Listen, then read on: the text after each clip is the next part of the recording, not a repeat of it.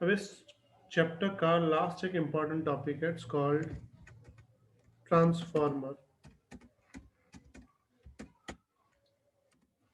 अब ये transformer simple में क्या होता है,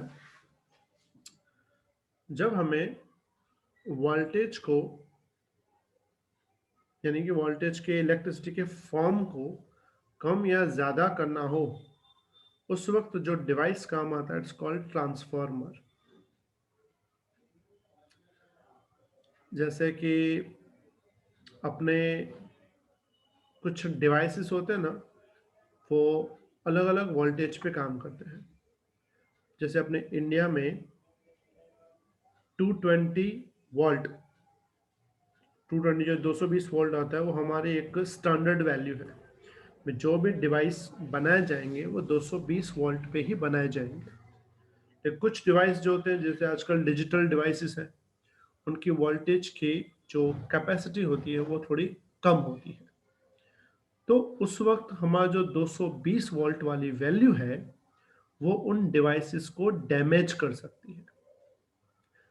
जैसे एग्जांपल के अपना जो मोबाइल है उसका जो कैपेसिटी है वोल्टेज की वो 5 वोल्ट है, और हम जो वोल्टेज यूज करते हैं बाय टॉरेंट पावर या किसी भी और सिस्टम से, वो 220 वोल्ट आता है, 220 वोल्ट आता है, और हमको यहाँ पे चाहिए होता है 5 वोल्ट। तो 220 वोल्ट अगर डायरेक्ट मोबाइल के साथ कनेक्ट करते हैं तो मोबाइल की कैपेसिटी नहीं है इतनी सहन करने की, तो उसको डैमेज हो जाएगा। तो हमको मोबाइल और वोल्टेज यानी 220 के बीच में एक कनेक्टर लगाना पड़ता है, जो वो 220 लेकर के हमको 5 वोल्ट में वापस कन्वर्ट करके दे। मतलब वो खुद तो 220 वोल्ट लेगा, लेकिन उसको कन्वर्ट किसमें करेगा, 5 वोल्ट में कन्वर्ट करके वापस हमको सेंड कर दे। ये जो कन्वर्जन है 220 टू 5 वोल्ट, इस कन्वर्जन के लिए जो डिवाइस यूज होता है उस डिवाइस को बोलते हैं ट्रांसफॉर्मर। तो ट्रांसफॉर्मर क्या करता है, वोल्टेज को कम करता है, कहीं कहीं ज्यादा भी करना पड़ता है। जैसे एग्जांपल ले कि पुराने जो टीवीज आते थे, तुमने देखा भी होगा, डब्बे वाली टीवी, बड़ी टीवी आती है डब्बे वाली, it's called CRT, cathode ray tube आती है उसके अंदर। उस टीवी को चलाने के लिए इट्स 1100 वोल्टेज की जरूरत पड़ती थी, 1100 वोल्ट। हमारे घर में तो आता है 220 वोल्ट। तो 220 वोल्ट को वापस अगर तुम्हें 1100 वोल्ट में कन्वर्ट करना है, तब हम वहां पे वो ट्रांसफॉर्मर यूज करते थे। मतलब वोल्टेज की वैल्यू को कम या ज्यादा करना हो, कम या ज्यादा करना हो, तो हमें ट्रांसफॉर्मर की जरूरत पड़ती है। समझ में आया बेटा बात? Yes, Yes, sir. sir. A device which is used to convert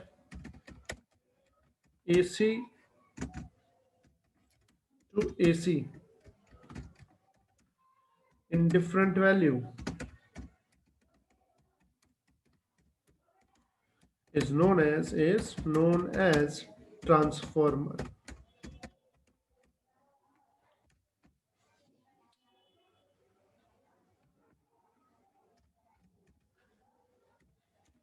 It is based on principle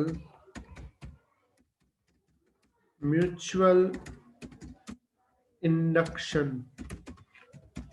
इस पे बेस्ड है म्यूचुअल इंडक्शन। म्यूचुअल इंडक्शन तुम्हें पता होगा, एक कॉइल में करंट चेंज करते हैं और दूसरी कॉइल में ईएमएफ जनरेट करना होता है। तो ये म्यूचुअल इंडक्शन के प्रिंसिपल पर डिपेंडेड है। बेसिक जो इसका स्ट्रक्चर है वो एक बार देख लो।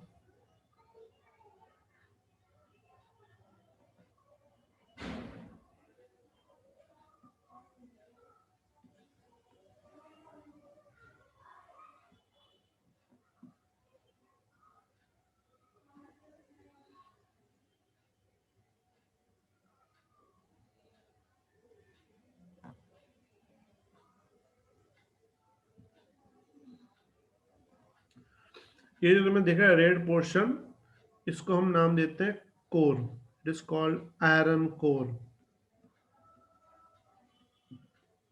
ठीक है, ये पूरा आयरन कोर है। ठीक है, इसके लेफ्ट साइड में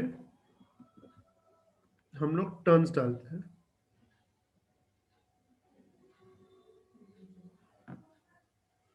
और टर्न्स के साथ अटैच करते हैं हम लोग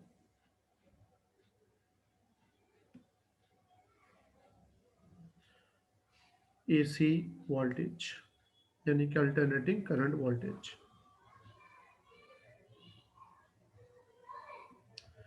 यहाँ जो लेफ्ट साइड में कॉइल है, इस कॉइल को हम लोग नाम देते हैं, it is called primary coil.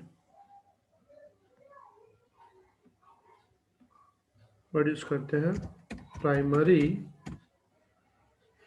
Coil.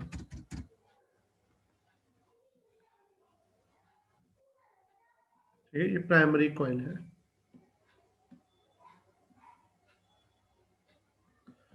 Same इसके लेफ्ट साइड में भी टर्न्स होते हैं। याद रखना ये इंसुलेटेड टर्न्स होते हैं और ये यूज होता है एज एन आउटपुट। इसको हम आउटपुट की तरह यूज करते हैं। आउटपुट का मतलब होता है it's one type of secondary coil.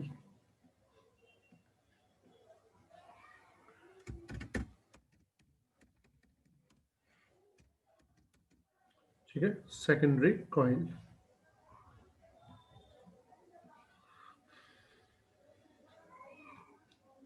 जब हम प्राइमरी कॉइल में अल्टरनेटिंग करंट पास करेंगे तो वो मैग्नेटिक फील्ड जनरेट करेगी, और वो मैग्नेटिक फील्ड जब यहाँ से होके इस तरफ पहुंचेगी, उस मैग्नेटिक फील्ड की वजह से इसके अंदर ईएमएफ जनरेट होगा अकॉर्डिंग टू फैराडेस लॉ।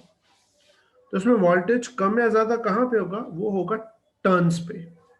ध्यान से अगर तुम एक बात नोटिस करो कि लेफ्ट साइड मैंने ज्यादा टर्न्स दिए हैं, राइट साइड मैंने कम टर्न्स दिए हैं, इसका मतलब हमें वोल्टेज जो है वो कम करना है।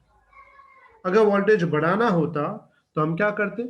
यहाँ पे टर्न्स बढ़ा देते कंपेयर टू प्राइमरी कॉइल। मतलब जब प्राइमरी कॉइल के टर्न्स ज्यादा हो, सेकेंडरी कॉइल के टर्न्स कम हो, मतलब वोल्टेज हम कम करने वाले हैं, मतलब जैसे मोबाइल की बात करें।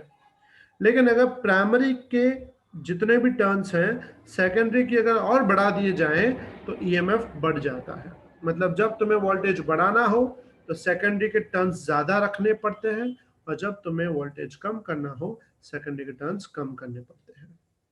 अच्छा, दूसरी बात, सिर्फ इस टाइप का डिजाइन नहीं होता, डिजाइन बहुत से टाइप का होता है। एक डिजाइन में ये दिखा रहा हूं, एक बार वो देख लो।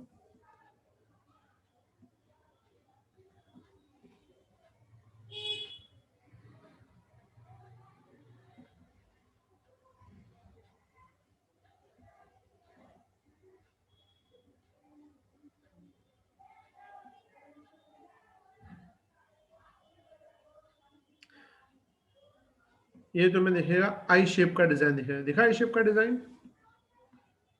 Yes sir. इसमें भी ऐसा, पहले इस साइड हम एक कॉइल रखते हैं, ठीक है, इसके साथ एसी वोल्टेज ज्वाइन कर लेते हैं,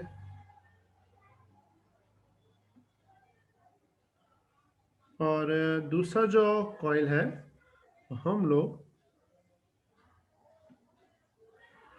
इस साइड रखते हैं, इसके जस्ट ऊपर, लेकिन इंसुलेटेड होगा। मतलब दोनों कॉइल आपस में फिजिकली टच नहीं होंगे। दिस गेट्स आउटपुट, मतलब जहां हमको चाहिए वहां। समझ में आया बेटा बात? अच्छा, इसमें और इसमें डिजाइन में क्या डिफरेंस है पता है? पहले वाले में प्राइमरी कॉइल का पूरा मैग्नेटिक फ्लक्स सेकंड में नहीं मिलेगा, क्योंकि ये बात पूरी फ्लक्स पर डिपेंड करती है, मैग्नेटिक फील्ड। लेकिन सेकंड में क्या होगा, इसमें पहले वाले का पूरा मैग्नेटिक फील्ड सेकंड वाले को मिलता है। तो अपना जो मोबाइल का चार्जर होता है ना, उसके अंदर इस टाइप का सिस्टम यूज होता है। और जो बड़े बड़े टीवीज में होते हैं ना, जो बड़े के लिए, उसमें ये वाला सिस्टम यूज होता है। इसलिए क्योंकि इसमें जगह कम मिलती है हमको, इसमें जगह ज्यादा मिलती है। तो जब बहुत बड़ा वोल्टेज है तो ज्यादा जगह चाहिए, कम वोल्टेज है तो कम जगह चाहिए। समझ में आया बेटा बात? Clear everyone? Yes sir. Yes sir. schematic diagram of transformer is shown in figure. Schematic diagram of transformer is shown in figure.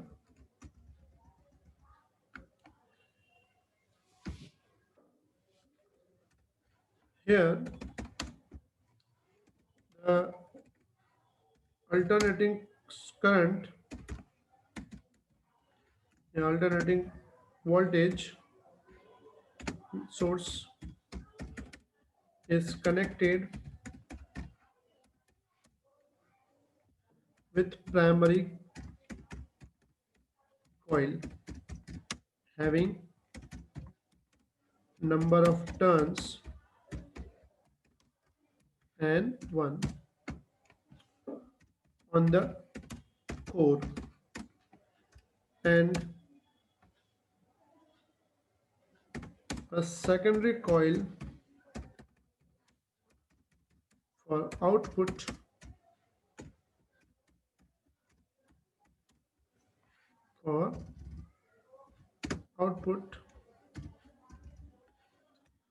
is connected having number of turns N2। समझ में आया बेटा यहां तक बात? Here flux linked with coil depends on number of turns। जितने number of turn ज्यादा उतना फ्लक्स भी क्या होगा ज्यादा। मतलब यहाँ पे हम लिखते हैं phi2, यहाँ सिंपल भाषा में phi प्रोपोर्शनल टू n होता है, तो हम यहाँ पे लिखेंगे phi2 upon phi1 is equal to n2 upon n1। समझ में आया बेटा बात यहाँ तक? क्या किया मैंने यहाँ पे? Clear everyone? Yes, sir. phi2 is equal लिख सकता हूँ n2 by n1 into phi1। Yes, sir. Differentiate above equation with respect to time। क्या करना है? डिफरेंशिएट करो विथ रिस्पेक्ट टू टाइम से। तो दोनों साइड डिफरेंशिएशन करो, क्या मिलेगा?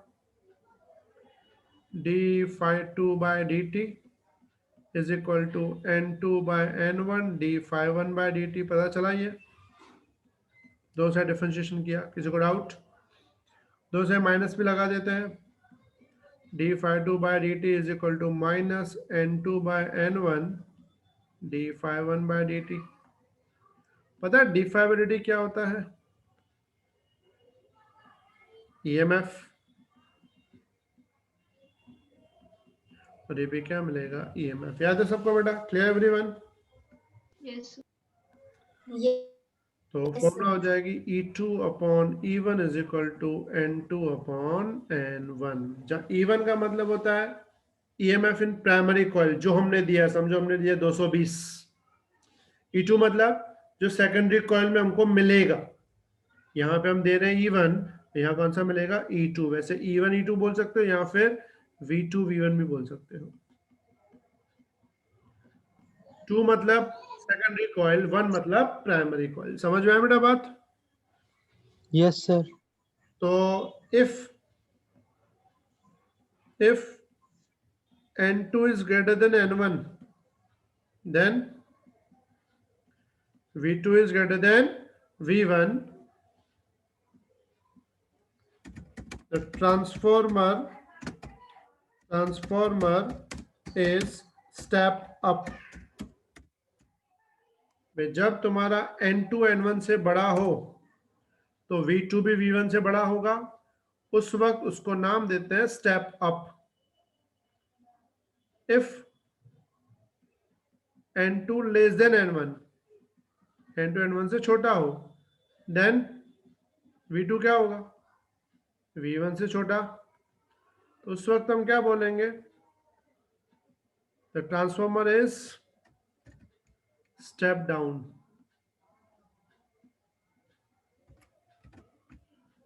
स्टेप डाउन मतलब समझ में आए बेटा बात? तो मुझे बताओ चार्जर में कौन सा यूज होता है, स्टेप अप कि स्टेप डाउन?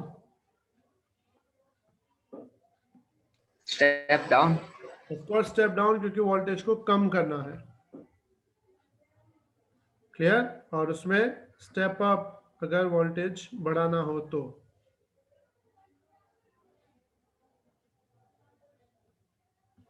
क्लियर बेटा? किसी को डाउट?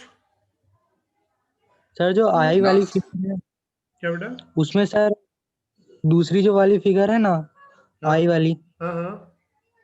उसमें तो n2 n1 इक्वल होंगे ना? नहीं नहीं नहीं, इक्वल क्यों होंगे? दोनों एक दूसरे के ऊपर हैं, लेकिन फिजिकल अलग है। फिर टर्न्स तो हम अपनी मर्जी से कितने भी डाल सकते हैं ना। और अगर सर वोल्टेज भी अलग। इक्वल होंगे तो फिर हम लोग वोल्टेज मतलब यूज क्यों करें, अगर वोल्टेज इक्वल रखना है तो। Yes sir. दूसरी बात, if transformer is ideal. Ideal समझते हो क्या होता है आइडियल? जिसमें रेजिस्टेंस ना हो। वेरी गुड, जिसमें पावर लॉस नहीं होता, मतलब उस वक्त उन दोनों का पावर जो है वो सेम रहेगा, सिर्फ आइडियल में। बाकी नॉर्मल में पावर लॉस तो होगा। P1 की फॉर्मूला होती है VI, P2 होता है VI। तो उस वक्त हम लिखेंगे I1 upon I2 is equal to V2 upon V1। समझ में आई बेटा बात? और V2 upon V1 is equal to हमने अभी पढ़ा है N2 अपॉन N1। क्लियर? और ये जो N2 अपॉन N1 है, इसको हम R नाम देते हैं। क्या नाम देते हैं? R। ये R क्या है? R is known as transformation ratio. क्या वर्ड यूज करते हैं? Transformation ratio. मतलब स्टेप अप में R जो है, इसको यहां भी मैं R लिख देता हूं, R। इसमें R मोर ग्रेटर देन 1 होगा और इसमें R लेस देन 1 होगा। समझ में आई सबको बात बेटा? क्लियर? तो R ग्रेटर देन 1 मतलब step up, R less than 1 मतलब स्टेप डाउन। और R क्या होता है? It's ratio of N2 by N1। N2 मतलब turns of secondary coil divide by turns of primary coil.